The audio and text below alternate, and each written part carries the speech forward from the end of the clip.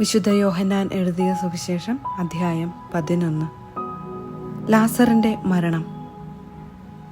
ലാസർ എന്നു പേരായ ഒരുവൻ രോഗബാധിതനായി.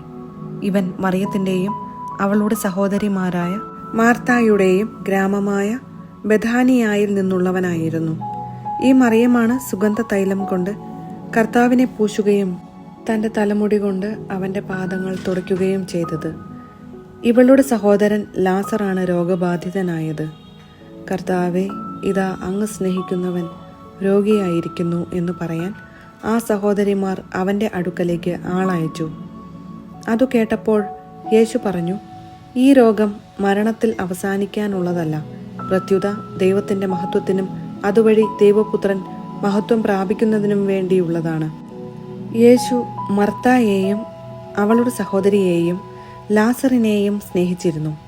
എങ്കിലും അവൻ രോഗിയായി എന്ന് കേട്ടിട്ടും യേശു താൻ താമസിച്ചിരുന്ന സ്ഥലത്തു തന്നെ 2 ദിവസം കൂടി ചെലവഴിച്ചു. അനന്തരം അവൻ ശിഷ്യന്മാരോട് പറഞ്ഞു, നമുക്ക് വീണ്ടും യൂദയായിലേക്ക് പോകാം. ശിഷ്യന്മാർ ചോദിച്ചു, ഗുരു, യഹൂദർ ഇപ്പോൾ തന്നെ നിന്നെ കല്ലെറിയാൻ അന്വേഷിക്കുകയായിരുന്നല്ലോ, എന്നിട്ട് അങ്ങോട്ട് പോവുകയാണോ? യേശു പ്രതിവചിച്ചു, പകലിന് 12 മണിക്കൂറില്ലേ? പകൽ നടക്കുന്നവൻ കാൽ തട്ടി വീഴുന്നില്ല. ഈ ലോകത്തിന്റെ പ്രകാശം അവൻ കാണുന്നു. രാത്രി നടക്കുന്നവൻ തട്ടി വീഴുന്നു, കാരണം അവന് പ്രകാശമില്ല. അവൻ തുടർന്നു, നമ്മുടെ സ്നേഹിതനായ ലാസർ ഉറങ്ങുകയാണ്, അവനെ ഉണർത്താൻ ഞാൻ പോകുന്നു. ശിഷ്യന്മാർ പറഞ്ഞു, കർത്താവേ, ഉറങ്ങുകയാണെങ്കിൽ അവൻ സുഖം പ്രാപിക്കും. യേശു അവൻ്റെ മരണത്തെക്കുറിച്ചാണ് സംസാരിച്ചത്. എന്നാൽ നിദ്രയുടെ വിശ്രമത്തെക്കുറിച്ചാണ് അവൻ പറഞ്ഞതെന്ന് അവർ വിചാരിച്ചു. അപ്പോൾ യേശു വ്യക്തമായി അവരോട് പറഞ്ഞു, ലാസർ മരിച്ചുപോയി. നിങ്ങൾ വിശ്വസിക്കേണ്ടതിന് ഞാൻ അവിടെ ഇല്ലാഞ്ഞതിൽ നിങ്ങളെ പ്രതി ഞാൻ സന്തോഷിക്കുന്നു. നമുക്ക് അവൻ്റെ അടുത്തേക്ക് പോകാം. ദീദിമോസ് എന്ന തോമസ് അപ്പോൾ മറ്റു ശിഷ്യന്മാരോട് പറഞ്ഞു, അവനോടൊപ്പം മരിക്കാൻ നമുക്കും പോകാം. യേശു പുനരുദ്ധാനവും ജീവനും. ലാസർ സംസ്കരിക്കപ്പെട്ടിട്ട് 4 ദിവസമായെന്ന് യേശു അവിടെ എത്തിയപ്പോൾ അറിഞ്ഞു. ബഥാനിയ ജെറുസലേമിന് അടുത്ത് ഏകദേശം 15 സ്താദിയോൺ ദൂരത്തായിരുന്നു. അനേകം യഹൂദർ മർത്തായെയും മറിയത്തെയും അവരുടെ സഹോദരനെ പ്രതി ആശ്വസിപ്പിക്കാൻ വന്നിരുന്നു. യേശു വരുന്നുണ്ടെന്ന് കേട്ടപ്പോൾ മർത്ത ചെന്ന് അവനെ സ്വീകരിച്ചു. എന്നാൽ മറിയം വീട്ടിൽ തന്നെ ഇരുന്നു. മർത്ത യേശുവിനോട് പറഞ്ഞു, കർത്താവേ, നീ ഇവിടെയുണ്ടായിരുന്നെങ്കിൽ എൻ്റെ സഹോദരൻ മരിക്കുകയില്ലായിരുന്നു. എന്നാൽ നീ ചോദിക്കുന്നതെന്തും ദൈവം നിനക്ക് തരും എന്ന് എനിക്കറിയാം. യേശു പറഞ്ഞു, നിന്റെ സഹോദരൻ ഉയിർത്തെഴുന്നേൽക്കും. മർത്ത പറഞ്ഞു, അന്ത്യദിനത്തിലെ പുനരുദ്ധാനത്തിൽ അവൻ ഉയിർത്തെഴുന്നേൽക്കുമെന്ന് എനിക്കറിയാം. യേശു അവളോട് പറഞ്ഞു, ഞാനാണ് പുനരുദ്ധാനവും ജീവനും. എന്നിൽ വിശ്വസിക്കുന്നവൻ മരിച്ചാലും ജീവിക്കും. അങ്ങനെ ജീവിക്കുകയും എന്നിൽ വിശ്വസിക്കുകയും ചെയ്യുന്നവൻ ഒരിക്കലും മരിക്കുകയില്ല. ഇത് നീ വിശ്വസിക്കുന്നുവോ? അവൾ പറഞ്ഞു, ഉവ്വ് കർത്താവേ, നീ ലോകത്തിലേക്ക് വരാനിരുന്ന ദൈവപുത്രനായ ക്രിസ്തുവാണെന്ന് ഞാൻ വിശ്വസിക്കുന്നു. യേശു കരയുന്നു. ഇത് പറഞ്ഞിട്ട് അവൾ പോയി തൻ്റെ സഹോദരിയായ മറിയത്തെ വിളിച്ച്, ഇതാ ഗുരു ഇവിടെയുണ്ട്, നിന്നെ വിളിക്കുന്നു എന്ന് സ്വകാര്യമായി പറഞ്ഞു. ഇത് കേട്ടയുടനെ അവൾ എഴുന്നേറ്റ് അവൻ്റെ അടുത്തേക്ക് ചെന്നു. യേശു അപ്പോഴും ഗ്രാമത്തിൽ പ്രവേശിച്ചിട്ടില്ലായിരുന്നു. മർത്ത കണ്ട സ്ഥലത്തു തന്നെ അവൻ നിൽക്കുകയായിരുന്നു. മറിയം തിടുക്കത്തിൽ എഴുന്നേറ്റ് പുറത്തേക്ക് പോകുന്നത് കണ്ട് വീട്ടിൽ അവളെ ആശ്വസിപ്പിച്ചു കൊണ്ടിരുന്ന യഹൂദർ അവളെ അനുഗമിച്ചു.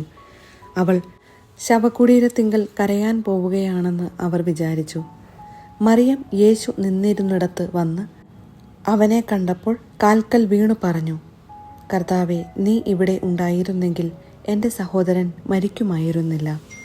അവളും അവളോട് കൂടെ വന്ന യഹൂദരും കരയുന്നത് കണ്ടപ്പോൾ യേശു ആത്മാവിൽ നെടുവീർപ്പിട്ടുകൊണ്ട് അസ്വസ്ഥനായി ചോദിച്ചു, അവനെ അടക്കിയിരിക്കുന്നത് എവിടെയാണ്?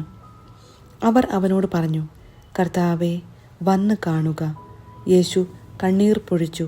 അപ്പോൾ യഹൂദർ പറഞ്ഞു, നോക്കൂ, അവൻ എത്രമാത്രം അവനെ സ്നേഹിച്ചിരുന്നു. എന്നാൽ അവരിൽ ചിലർ പറഞ്ഞു, അന്ധൻ്റെ കണ്ണു തുറന്ന ഈ മനുഷ്യന് ഇവനെ മരണത്തിൽ നിന്ന് രക്ഷിക്കാൻ കഴിയുമായിരുന്നില്ലേ? ലാസറിനെ ഉയിർപ്പിക്കുന്നു. യേശു വീണ്ടും നെടുവീർപ്പിട്ടുകൊണ്ട് ശവകുടീരത്തിങ്കൽ വന്നു. അത് ഒരു ഗുഹയായിരുന്നു. അതിന്മേൽ ഒരു കല്ലും വച്ചിരുന്നു. യേശു പറഞ്ഞു, ആ കല്ലെടുത്തു മാറ്റുവിൻ. മരിച്ചയാളുടെ സഹോദരിയായ മർത്ത പറഞ്ഞു, കർത്താവെ, ഇപ്പോൾ ദുർഗന്ധം ഉണ്ടായിരിക്കും. ഇത് 4-ാം ദിവസമാണ്. യേശു അവളോട് ചോദിച്ചു, വിശ്വസിച്ചാൽ നീ ദൈവമഹത്വം ദർശിക്കുമെന്ന് ഞാൻ നിന്നോട് പറഞ്ഞില്ലേ? അവർ കല്ലെടുത്തു മാറ്റി. യേശു കണ്ണുയർത്തി പറഞ്ഞു, പിതാവേ, അങ്ങ് എൻ്റെ പ്രാർത്ഥന ശ്രവിച്ചതിനാൽ ഞാൻ അങ്ങേക്ക് നന്ദി പറയുന്നു. അങ്ങ് എൻ്റെ പ്രാർത്ഥന എപ്പോഴും ശ്രവിക്കുമെന്നും എനിക്കറിയാം. എന്നാൽ എന്നെ അയച്ചത് അവിടുന്നാണെന്ന് ചുറ്റും നിൽക്കുന്ന ജനം വിശ്വസിക്കുന്നതിന് വേണ്ടിയാണ് ഞാനിത് പറയുന്നത്. ഇത് പറഞ്ഞിട്ട് അവൻ ഉച്ചത്തിൽ പറഞ്ഞു, ലാസറേ, പുറത്തു വരുക. അപ്പോൾ മരിച്ചവൻ പുറത്തു വന്നു. അവൻ്റെ കൈകാലുകൾ നാടകൾ കൊണ്ട് ബന്ധിക്കപ്പെട്ടും മുഖം തുണി കൊണ്ട് ആവരണം ചെയ്യപ്പെട്ടുമിരുന്നു. യേശു അവരോട് പറഞ്ഞു, അവൻ്റെ കെട്ടുകൾ അഴിക്കുവിൻ, അവൻ പോകട്ടെ. യേശുവിനെ വധിക്കാൻ ആലോചന. മറിയത്തിൻ്റെ അടുക്കൽ വന്നിരുന്ന യഹൂദരിൽ വളരെ പേർ അവൻ പ്രവർത്തിച്ചതു കണ്ട് അവനിൽ വിശ്വസിച്ചു. എന്നാൽ അവരിൽ ചിലർ ചെന്ന് യേശു പ്രവർത്തിച്ച കാര്യങ്ങൾ ഫരിസേയരോട് പറഞ്ഞു. അപ്പോൾ പുരോഹിത പ്രമുഖന്മാരും ഫരിസേയരും ആലോചനാ സംഘം വിളിച്ചുകൂട്ടി പറഞ്ഞു, നാം എന്താണ് ചെയ്യേണ്ടത്? ഈ മനുഷ്യൻ വളരെയധികം അടയാളങ്ങൾ പ്രവർത്തിക്കുന്നല്ലോ. അവനെ നാം ഇങ്ങനെ വിട്ടാൽ എല്ലാവരും അവനിൽ വിശ്വസിക്കും. അപ്പോൾ റോമാക്കാർ വന്ന് നമ്മുടെ വിശുദ്ധ സ്ഥലത്തെയും ജനത്തെയും നശിപ്പിക്കും. അവരിൽ ഒരുവനും ആ വർഷത്തെ പ്രധാന പുരോഹിതനുമായ കയ്യഫാസ് പറഞ്ഞു, നിങ്ങൾക്ക് ഒന്നും അറിഞ്ഞുകൂടാ. ജനം മുഴുവൻ നശിക്കാതിരിക്കാനായി അവർക്ക് വേണ്ടി ഒരുവൻ മരിക്കുന്നത് യുക്തമാണെന്ന് നിങ്ങൾ മനസ്സിലാക്കുന്നുമില്ല. അവൻ ഇത് സ്വമേധയാ പറഞ്ഞതല്ല. പ്രത്യുത ആ വർഷത്തെ പ്രധാന പുരോഹിതൻ എന്ന നിലയിൽ ജനത്തിനു വേണ്ടി യേശു മരിക്കേണ്ടിയിരിക്കുന്നുവെന്ന് പ്രവചിക്കുകയായിരുന്നു. ജനത്തിനു വേണ്ടി മാത്രമല്ല, ചിതറിക്കിടക്കുന്ന ദൈവമക്കളെ ഒരുമിച്ച് കൂട്ടുന്നതിനു വേണ്ടിയും അന്നു മുതൽ അവനെ വധിക്കാൻ അവർ ആലോചിച്ചു കൊണ്ടിരുന്നു.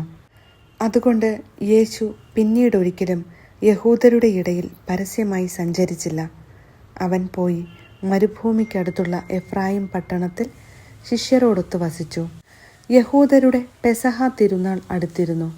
ഗ്രാമങ്ങളിൽ നിന്ന് വളരെ പേർ തങ്ങളെ തന്നെ വിശുദ്ധീകരിക്കുന്നതിനായി പെസഹായ്ക്ക് മുൻപേ ജെറുസലേമിലേക്ക് പോയി. അവർ യേശുവിനെ അന്വേഷിച്ചുകൊണ്ട് ദേവാലയത്തിൽ വച്ച് പരസ്പരം ചോദിച്ചു, നിങ്ങൾ എന്ത് വിചാരിക്കുന്നു? അവൻ തിരുനാളിന് വരികയില്ലെന്നോ? അവൻ എവിടെയാണെന്ന് ആർക്കെങ്കിലും വിവരം ലഭിച്ചാൽ അവനെ ബന്ധിക്കേണ്ടതിന് തങ്ങളെ അറിയിക്കണമെന്ന് പുരോഹിത പ്രമുഖന്മാരും ഫരിസേയരും കൽപ്പന കൊടുത്തിരുന്നു.